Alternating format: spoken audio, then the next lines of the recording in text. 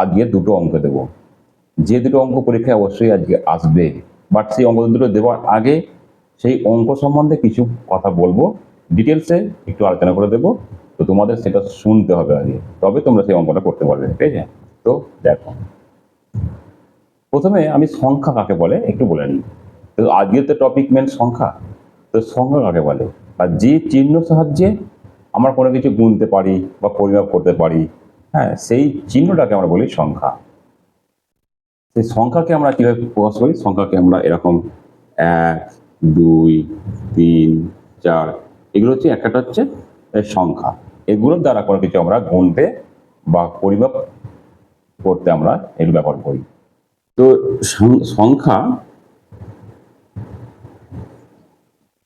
সংখ্যা আমরা দুটো ভাগ লাগছে, একটা হচ্ছে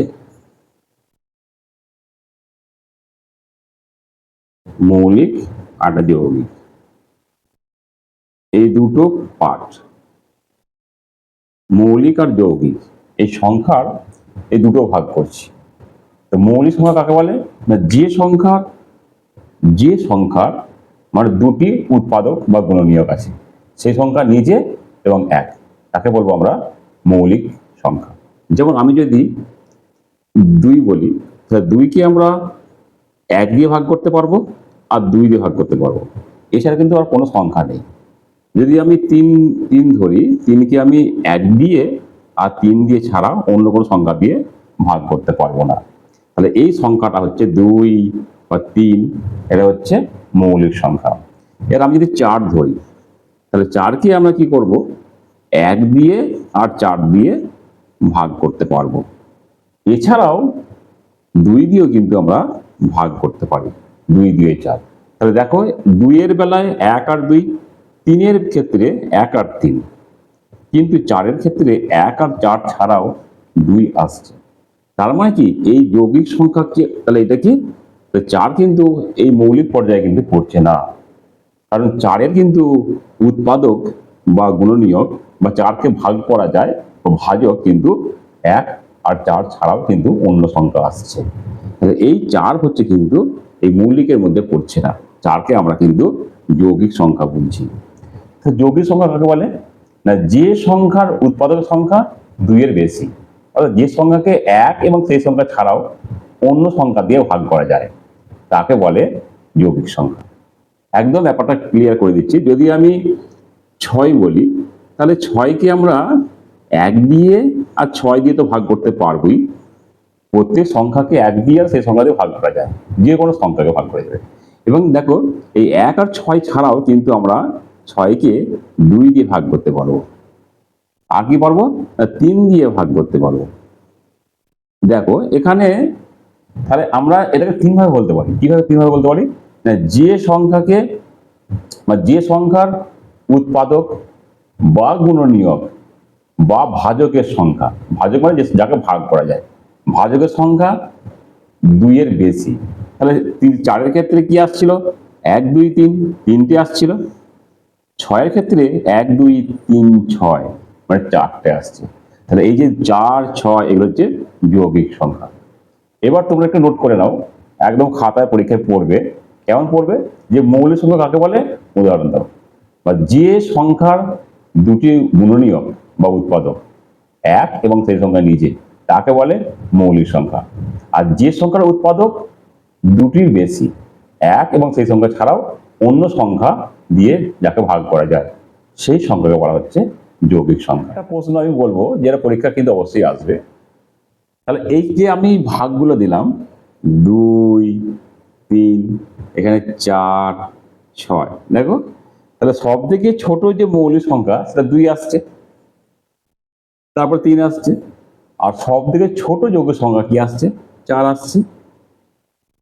তাহলে পরীক্ষায় প্রশ্ন পড়বে যে সব থেকে ছোট মৌলিক সংখ্যা কত আর যৌগিক সংখ্যা কত। ছোট হচ্ছে 2 আর যৌগিক সংখ্যা হচ্ছে 4। এখানে আরেকটা মানে মেন পয়েন্ট হচ্ছে, এই 2টা কিন্তু জোড় সংখ্যা।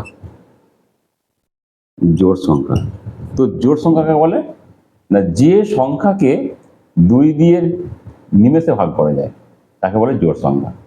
তাহলে 2টা দেখো, 2টা তো মৌলিক সংখ্যা, আবার একে 2 দিয়ে ভাগ করা যাচ্ছে, 2টা তাহলে কি হচ্ছে, বলো কি হচ্ছে? জোড় মৌলিক সংখ্যা, শব্দ ছোট। একমাত্র 2 হচ্ছে জোড় এবং মৌলিক সংখ্যা, এটা কিন্তু পরীক্ষায় অবশ্যই আসবে। আর একটা প্রশ্ন যেটা আসছে তোমার, এখানে কিন্তু একটা কিন্তু ধরা হচ্ছে না। পরীক্ষায় আবার একটা প্রশ্ন এসেছিল যে কোন সংখ্যা মৌলিক আর যৌগিক নয়।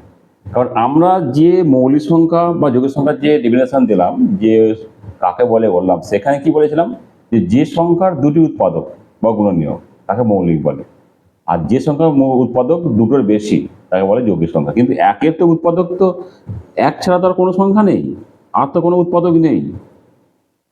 এক তো আমি মৌলিক বা যৌগিক কিছু বলতে পারছি না, ঠিক আছে? একটা কি এমনি সাধারণ সংখ্যা। তাহলে এটা কিন্তু পরীক্ষা তোমাদের অবশ্যই আসবে। যমজ মৌলিক সংখ্যা কাকে বলে?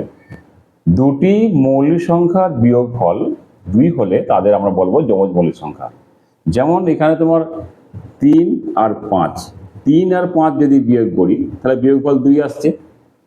যদি আমরা 5 আর 7 বিয়োগ করি বিয়োগফল 2 আসছে। তাহলে এই যে 3, 5, 5, 7 এগুলো হচ্ছে যমজ মৌলিক সংখ্যা। তো তোমাদের পরীক্ষায় একটা এসেছিল যে 7 আর 11 যমজ মৌলিক সংখ্যা কিনা, ঠিক আছে?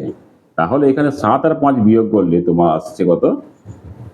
7 আর 11 বিয়োগ করলে তোমার আসছে 4।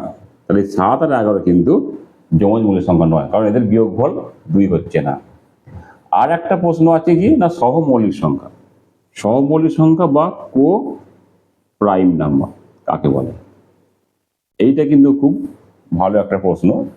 দুটি সংখ্যার, এখানে তো মৌলিক সংখ্যা কিন্তু নয়, মানে দুটি সংখ্যার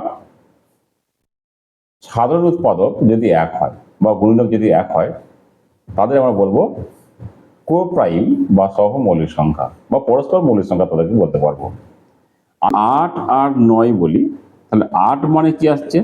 1 আসছে, 2 আসছে, 4 আসছে, 8 আসছে।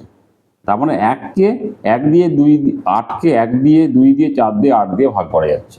মানে 8-এর ভাজক হচ্ছে বা গুণনীয়ক হচ্ছে 1, 2, 4, 8। আর 9কে কি ভাগ করা যাচ্ছে? 1 দিয়ে,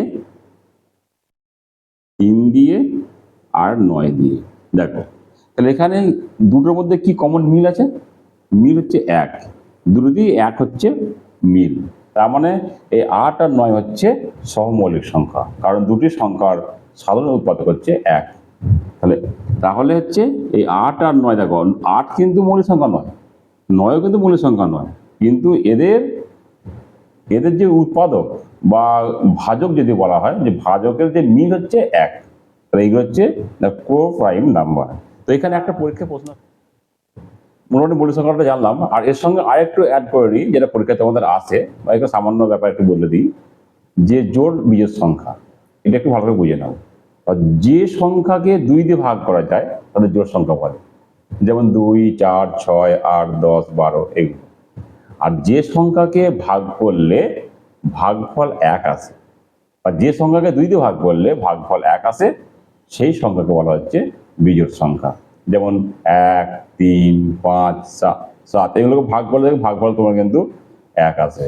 আর এখানে আরেকটা কথা বলে দিই, 0 কিন্তু যুগ্ম অযুগ্ম সংখ্যা। তো জোড় বিজোড় সংখ্যার মধ্যে এটা একরকম। তো যে সংখ্যাকে 2 দিয়ে ভাগ করা যাচ্ছে তাদেরকে হচ্ছে যুগ্ম বলা হচ্ছে, আর যে সংখ্যাগুলো 2 দিয়ে ভাগ করা যায় না তাদের অযুগ্ম সংখ্যা বলে।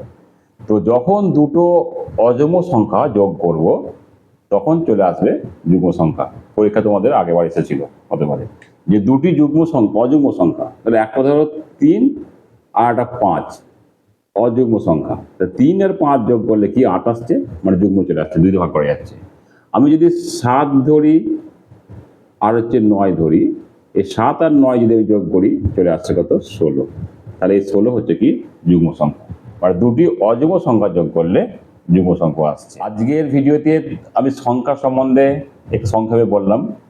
পরবর্তী ভিডিওগুলোতে এই সংখ্যা যে প্রশ্ন সেট আসবে সেই প্রশ্ন সেট প্র্যাকটিস করা হবে। তো তোমরা অবশ্যই ভিডিওটি সাবস্ক্রাইব করে রাখবে, চ্যানেলটা সাবস্ক্রাইব করে রাখবে। এই পরবর্তী যে ভিডিওগুলো যে আসবে সেই ভিডিওগুলো তোমরা কিন্তু সহজেই পেয়ে যাবে।